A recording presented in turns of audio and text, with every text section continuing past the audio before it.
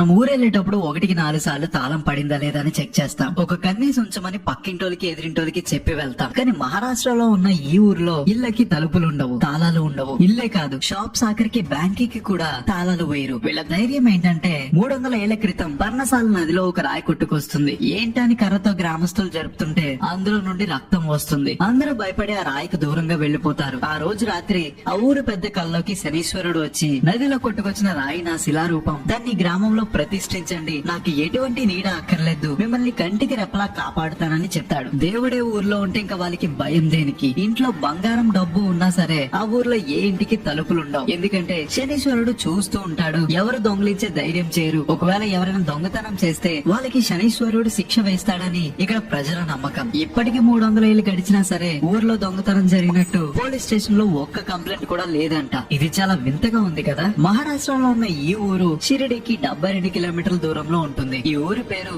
శని